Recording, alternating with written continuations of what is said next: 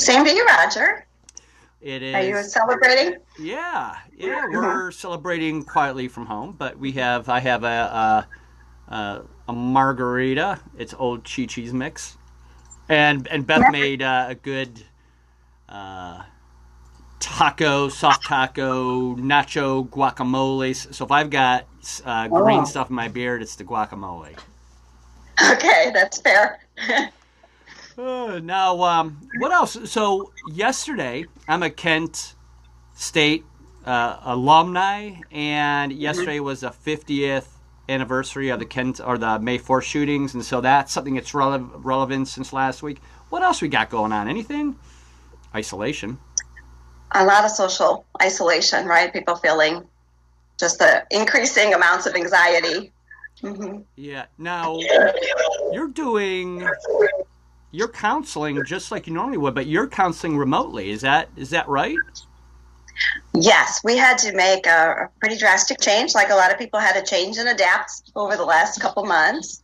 We, in the field, we were talking about moving towards telehealth and being able to provide mental health services remotely. So a lot of times people can't access, it's hard to get to places and schedules, but it was kind of a slow process. And then we had the stay-at-home order and the governor having a loosening of different HIPAA requirements or legislation to Yeah. allow telehealth. And we just, like pretty much overnight, have moved towards seeing all our clients telehealth, just like we're talking now.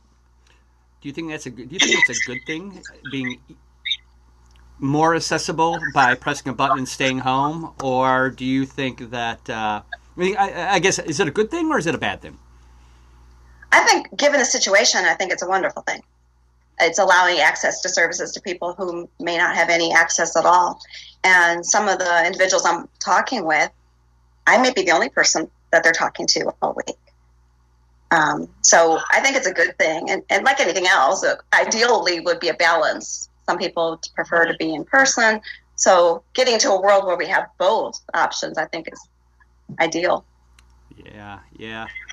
Well, last week we interviewed Jess Adenich, and Jess is a Clevelander, graduate of the Cleveland Institute of Art.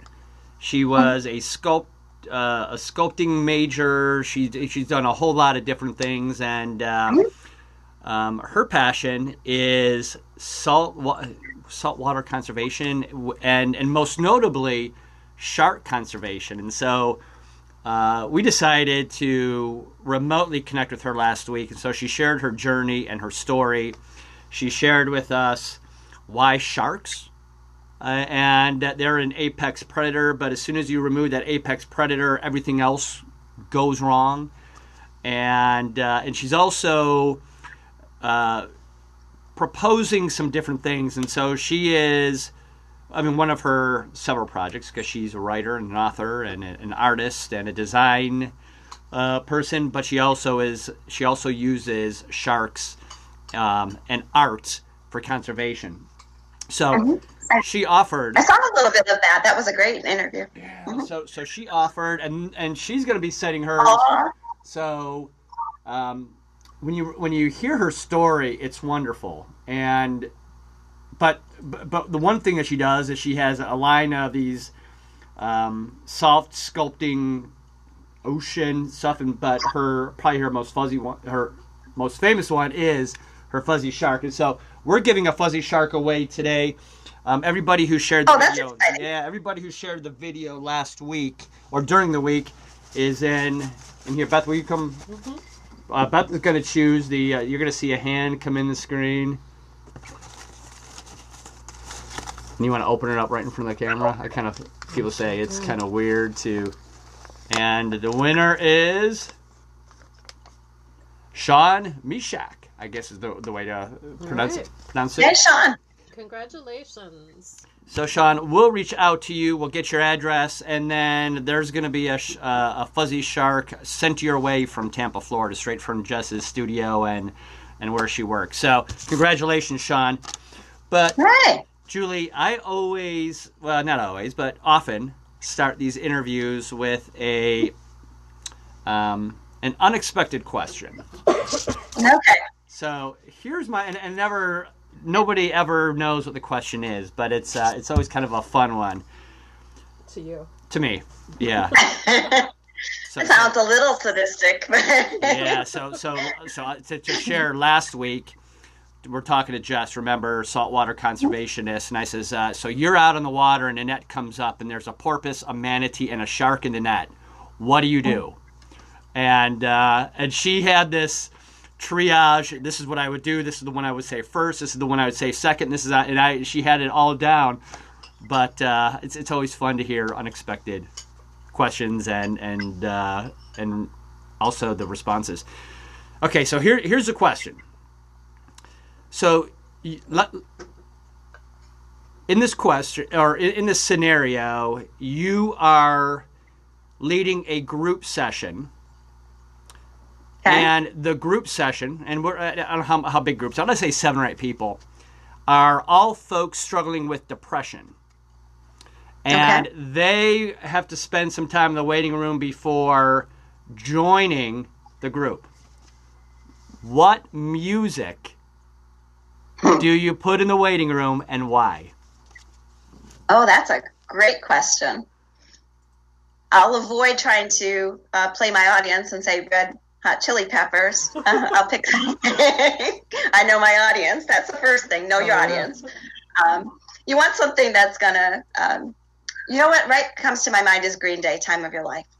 I think because that really encapsulates making the best of a bad situation, and still it has upbeat music to it.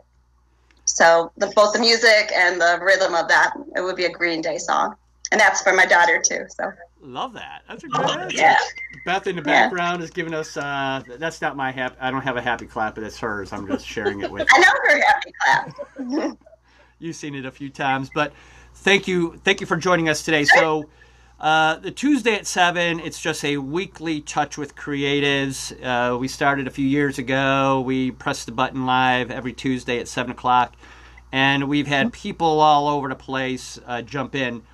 Over the past few months, we've also wanted to introduce a few things that we think are relevant to, maybe deal with things that we creatives deal with. And it feels to me that creativity and certainly depression, but perhaps some other things too, go hand in hand.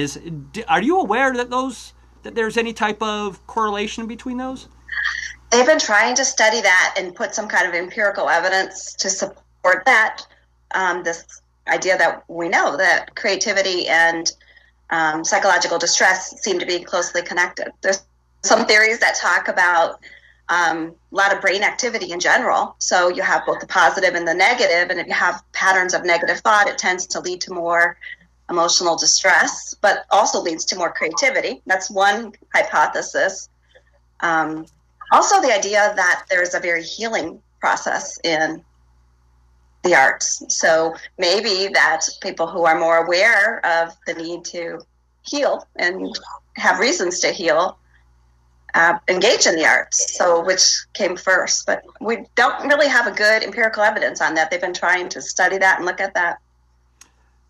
I think when I look back to some of the artists that I probably favor, the Van Goghs, Picasso, Edvard Munch, even musicians, right? I mean, like Sinead OConnor. I mean, and you think of like these folks, when they're singing from their heart or they're creating with true emotion, whether that be distress or disappointment or loss or in the fact of the Red Hot Chili Peppers, extreme celebration.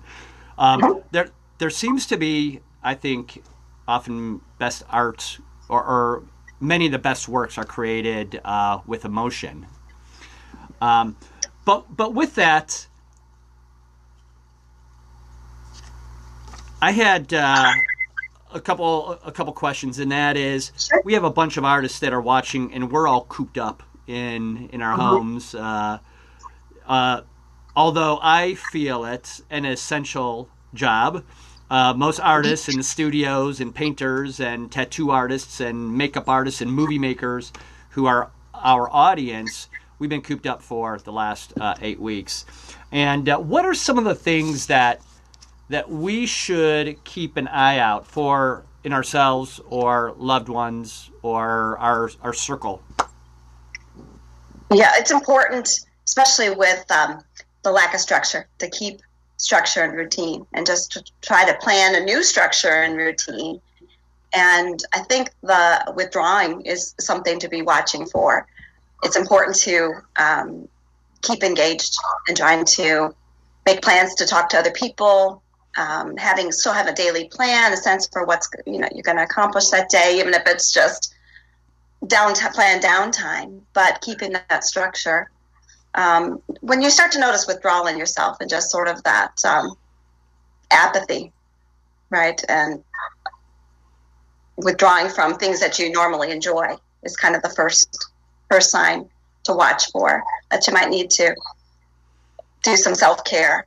We think of it like this triad of emotions. So we have this goal-driven, we want to work, produce, and then the other side of that is things that are threatening, like not being employed and all the scary things that are going on in the world financially and with the virus, of course, itself, social isolation. But we forget the self-soothing part, the part that's bringing us back to balance, whether it's active strategies or more self-soothing strategies.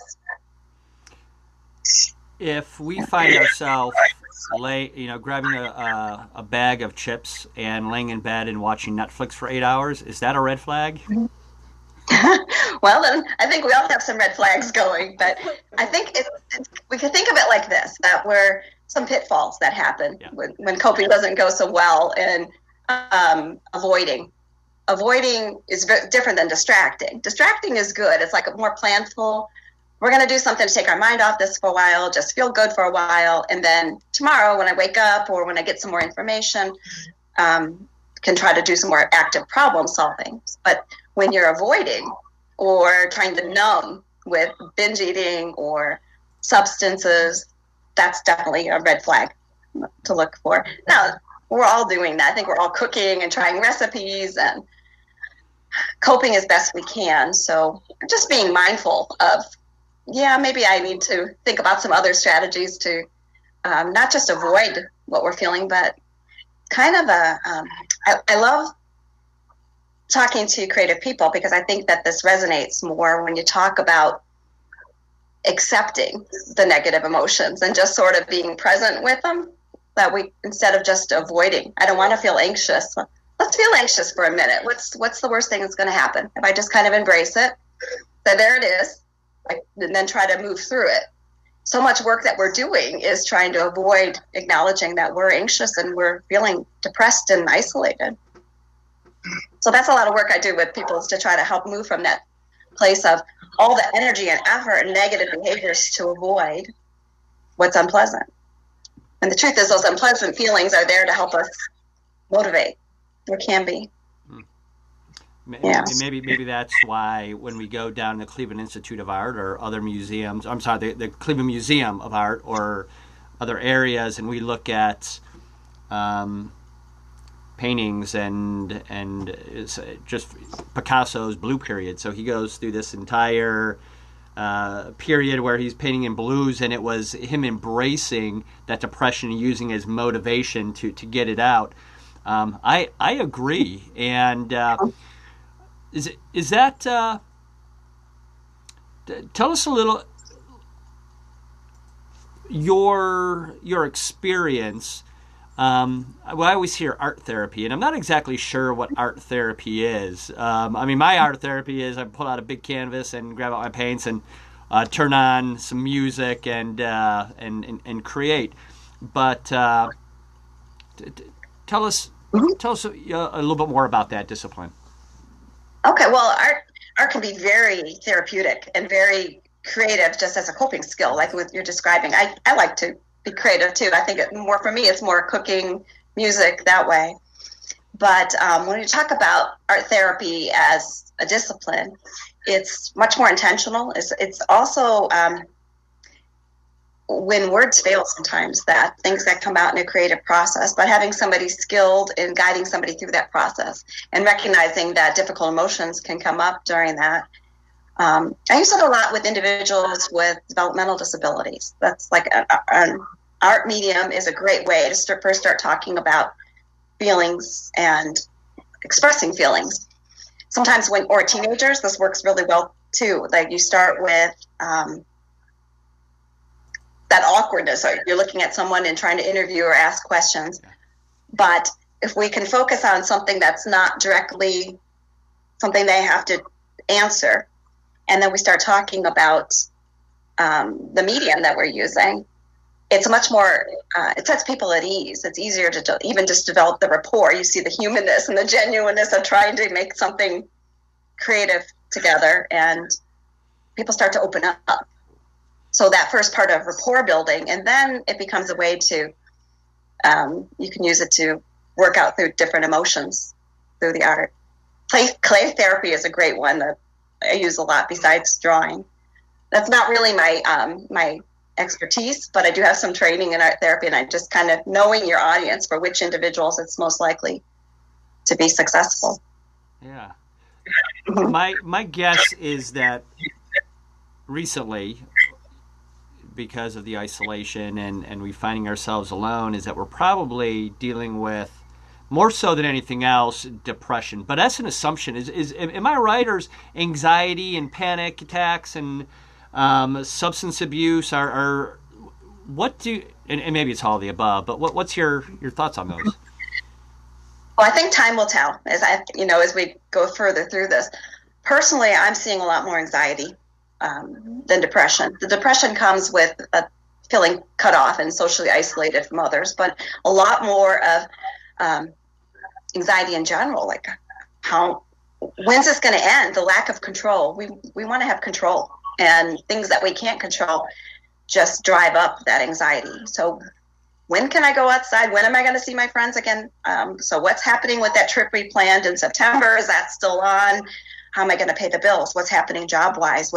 So definitely that's my experience, is more anxiety.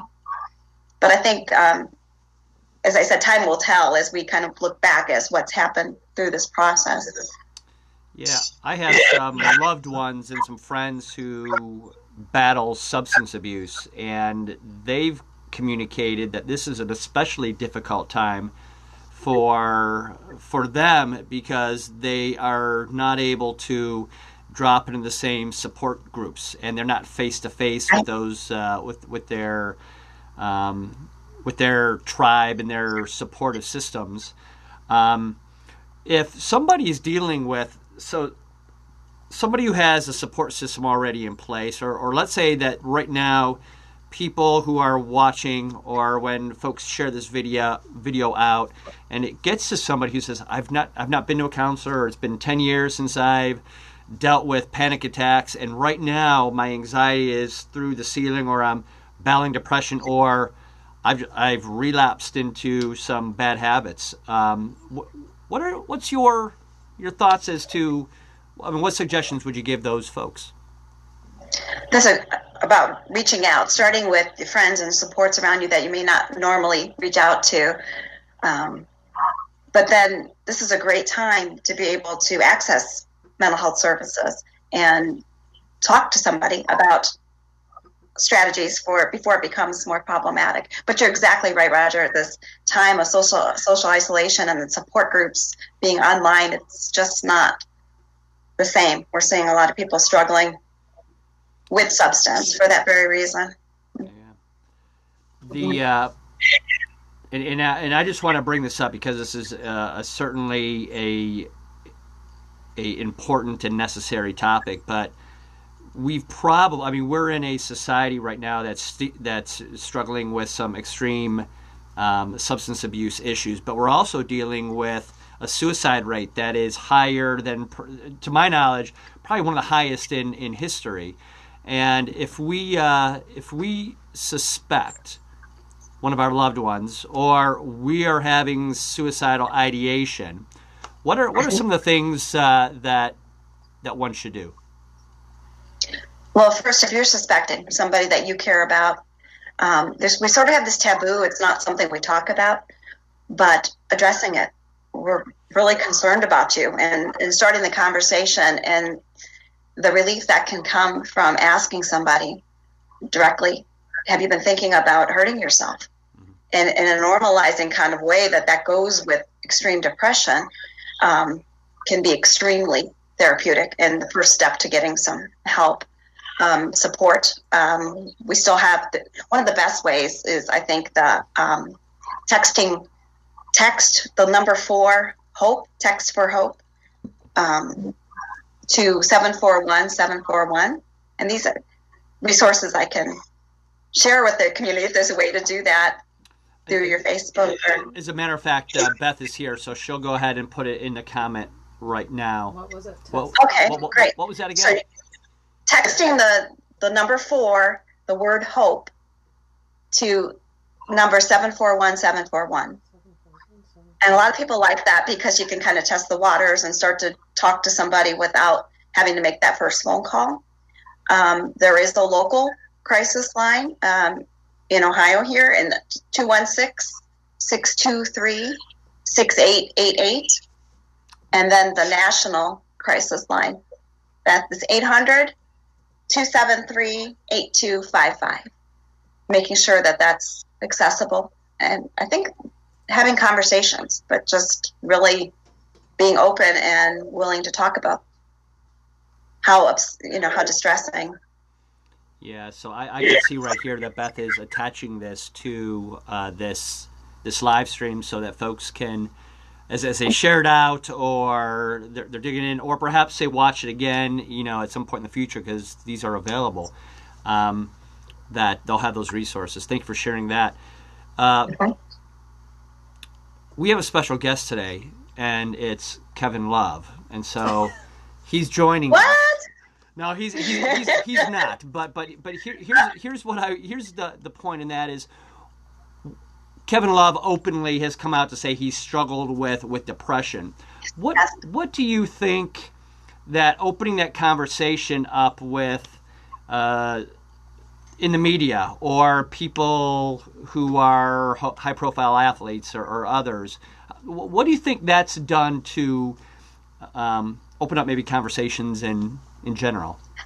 Stigma, addressing the stigma that this is something that happens to other people, or the idea that even celebrities who have what we think looks like everything can be struggling with depression, that it's biochemical in nature. We have environmental stressors and physiological factors, and it can happen, and anyone can experience depression. So I think when people with celebrity status talk out about it, I think it's extremely helpful.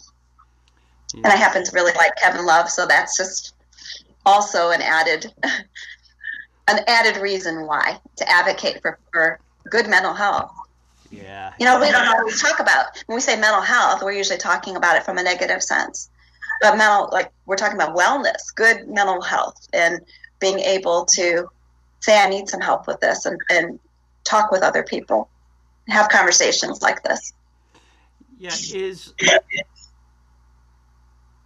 is situational distress, and I'm just using that as a generic word, but situational distress, is that something that we all deal with at times in our lives? I don't want to oversimplify it by saying, yeah, we all lose a loved one. We know that we're going to have to work through that situation. But I'm talking about something that, we might recommend that people get help with, something that's prolonged. Is that something that happens to the majority of folks?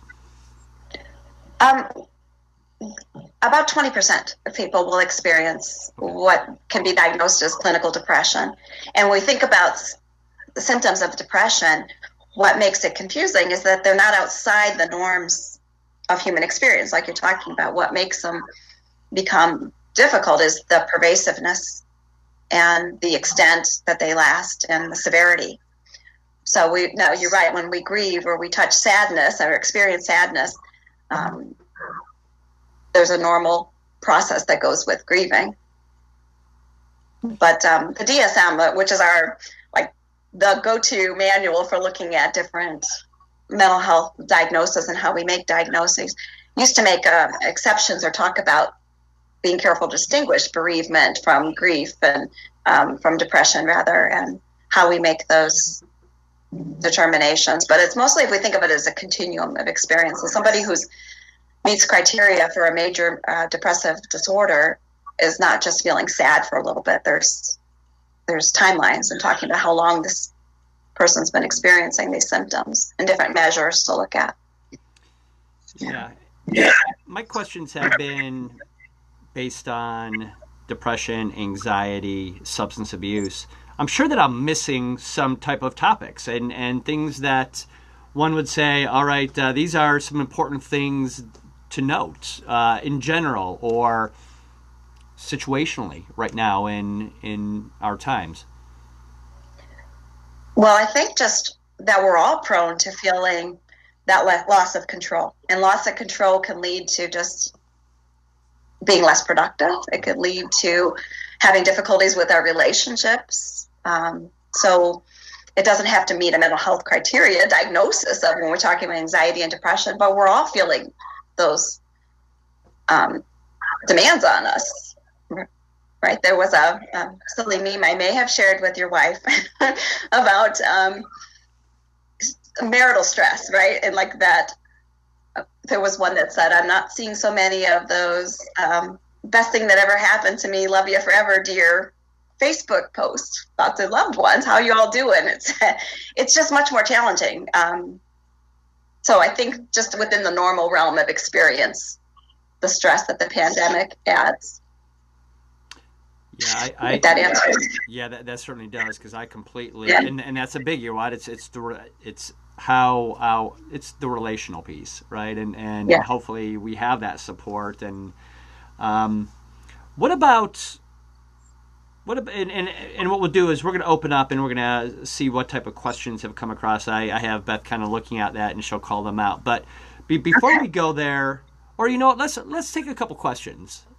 So Jim Cermak brought up a good point, which is many of us have parents and loved ones who are seniors who are living in isolation, very concerned about them falling into depression. Any suggestions on how to help our older population and loved ones at this time? Did you hear that? I did, yes. Definitely something I can relate to. My mother we lost my father this year, and she's been coping with grief this year too. And then all the strategies that we were working on, like she's a lot of friends and groups and participating in church activities, and everything stopped. So, and then we can't spend the time in person that we were doing. So we kind of helped her create a care list of people that she contacts and rotates it through the week. So on Mondays, there's certain people that she calls. And what's happening is that they've been adding her to her care list too. And we bought her some cards. She likes to send cards. So sending out through the snail mail too, sending out contacts. Also, we're fortunate my mom's pretty physically healthy, so she's taking walks just around the neighborhood. It's a small block, and we have she's got some identifying information with her that she can take a little walk and get some fresh air. Gardening, being outside to do some gardening. And I know it depends on physical ability to do that. Some people aren't able to get out of their houses like that even. But I found that having her keep a schedule, trying to keep a regular time of going to bed and getting up, and trying to keep as many normal things in her day as she can. And then with my siblings, we take turns too on which days we have a certain time we call her, and trying to keep some structure. It's definitely a challenge. Yeah, my mom is in her 80s, and she's healthy, and she's isolated, and part of us wants to send all the grandkids in, but part of us wants to keep her safe and not put her at risk of getting the virus. And one of the things that she's done, I don't know whether it's a good thing, so maybe I shouldn't mention it, but she has one or two friends that have been isolated as well, and so she'll go and she'll spend time with just that friend. And so she has a couple friends that have seen nobody for 2 weeks, and so she has this group of very small group, two other women that she gets with every single week, once or twice, and that's been her saving grace. But yeah, I mean, it's really hard, concerning for us to leave our senior parents. I mean, part of us wants to just bring her in the house, but that's not the right thing, I think, for her either. But that's great advice. And Beth is. Well, I was gonna say, I think the care list idea probably would work for all of us. Not to overwhelm ourselves, but to say with, and again, understanding that expectations are not what should be happening right now, but just to say, you know what, I'm gonna pick 2 people and I'm gonna focus on them and remove myself from the equation and see how they're doing. And, you know, just like it's always easier to go and clean somebody else's house rather than clean your own house, to say, you know what, I'm gonna pick 2 people and I'm just gonna check in on them, whether it's weekly, whatever. And if I'm focused on them, I'm hopefully going to be less focused on my loss of control because I'm helping them at that point. And that can offset some of this situational concern at this point. Yeah. And that's exactly right. That's exactly the idea of taking that focus off yourself and being compassionate towards others is part of, like, I kind of use a multi-tiered approach when working with somebody who's struggling with depression or isolation, and putting your care and concern outside yourself intentionally like that just is a good strategy.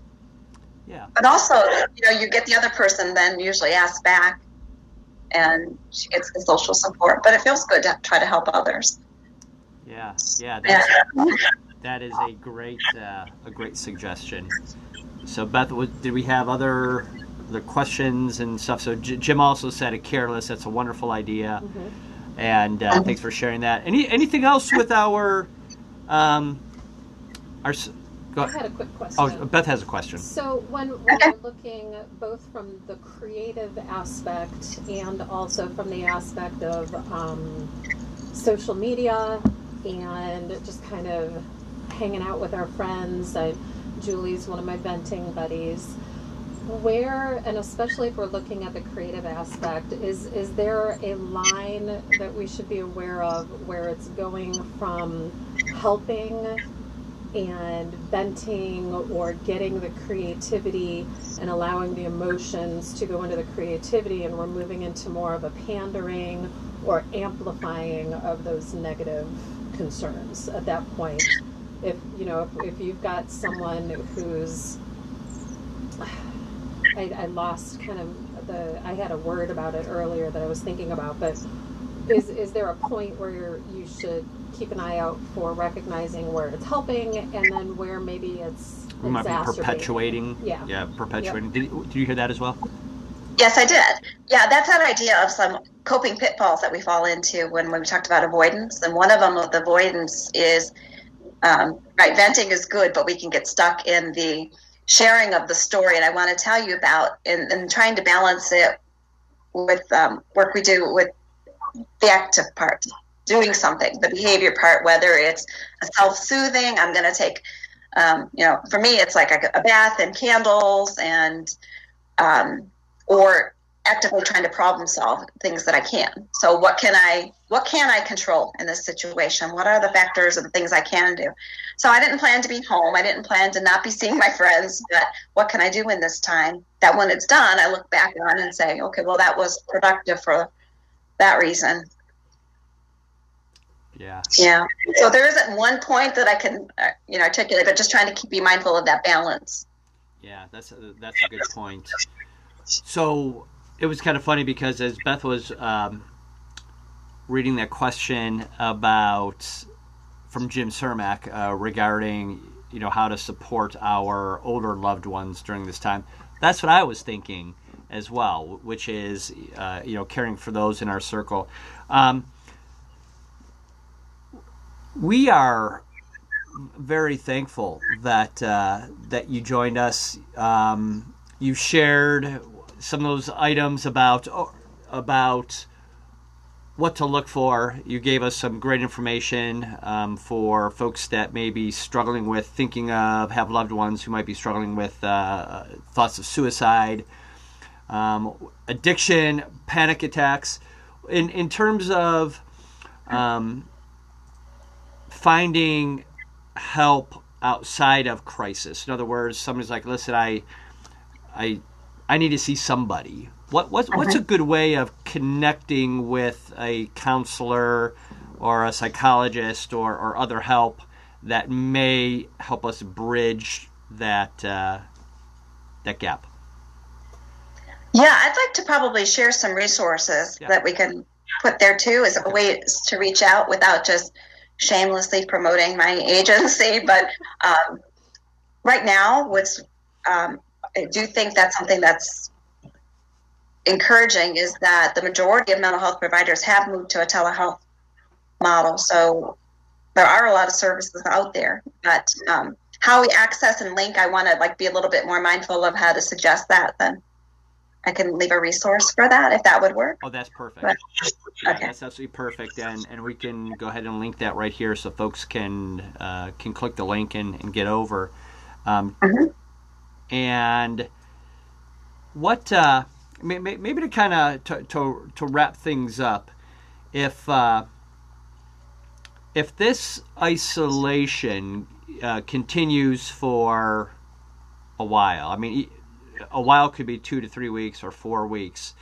Do you have any proactive? And I know that we were talking about, so we may feel like we're doing well right now, or maybe our marriage or our relationship with our kids, or even maybe taking care of our senior parents, that feels all right now. But if this continues for a while, what are some of the things that we can do now, maybe to be proactive with that? We talked about a care list for our parents, but in self-care for ourselves.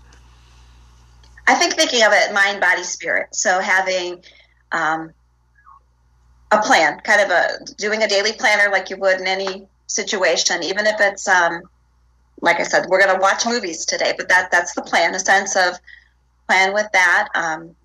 Having the combination of active things. We know that exercise is really good for mental health as well as physical health. So as much as that's available to get out there in those nice days and walk and ride bikes and try to keep social distance and all the rules, right? All the things we're trying to do to keep ourselves all healthy. But physical exercise is important. That's a good proactive strategy. Mindfulness and meditation, just taking, even if it's 2 minutes a day, to just be aware of what you're feeling, read your body cues, recognizing, I feel out of sorts. I don't know what this is. Is this anxiety? Is this but we don't often do that. Just take a little time to put a label to what we're feeling and notice maybe there's this heaviness or tightness in our bodies that we're carrying proactively. That's also a really good strategy involved with mindfulness. Good. Doesn't have to take long, but communicate, talking. One thing I did want to say about some of the things to look for when we talk about depression, one thing that's often overlooked is how differently men and women can look when they're depressed. And we tend to think about depression as lack of energy and tearfulness and lack of motivation, which it often is. But the other side of that is sometimes, especially with men, we see increased activity and agitation and irritability. And that's just something else to look for as a sign of depression and coping with the loss of control. Is there anything specific that we should be mindful of with our teens and our children? Symptoms that we may be keeping an eye out for them?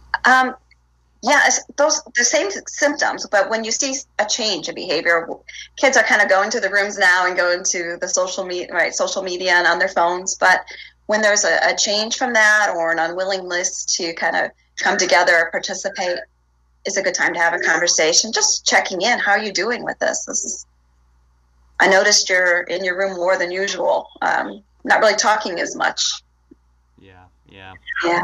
Well, Mhm. we appreciate you sharing your expertise with us tonight. There's a lot of folks that are going to watch this over the next week and over time. We encourage folks who are watching not live or watching this later, you can share this. And when you share, just by pressing the share button, you could choose to share it to one or two people. Folks could also share to an entire friends list or to a group. But if they're just like, Okay. you know what, this is something that that this close friend of mine should see because she has a loved one who's struggling with this, or perhaps they've got a parent who's aging, and to hear that task list, and so hopefully those folks who are watching, we can all think of one or two people who would benefit from this, or many people who would benefit for it. But as folks share, we're glad, Julie, that you've provided this information because I think it's invaluable. I think that often as creatives we wait for crisis and then we deal with it. And you've given us a lot of good tips to proactively keep things in balance before they do get there. And we want to thank you for that. Well, thank you. I thank you for having me be able to talk about this and kind of, like Kevin Love, get that out there, people talking about it. Yeah. Thank you for that, and please do share a way for folks to contact you or other people in your practice. And if there's anything else out there that you think of after this is over, and you're like, yeah, maybe this is a good resource, if you wouldn't mind attaching that here as well, we'd be grateful. Did you say this Wonderful. on YouTube? Oh, and what we do is typically within a week we also upload to YouTube.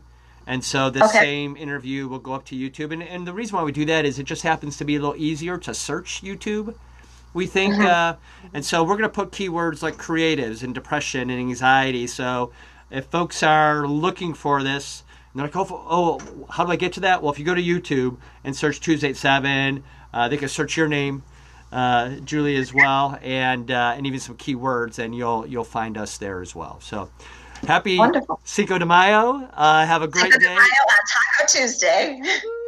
That's right. Have a great evening. Very much, Roger. All right. Thank you. Bye-bye. Bye, Beth. Goodbye. Bye.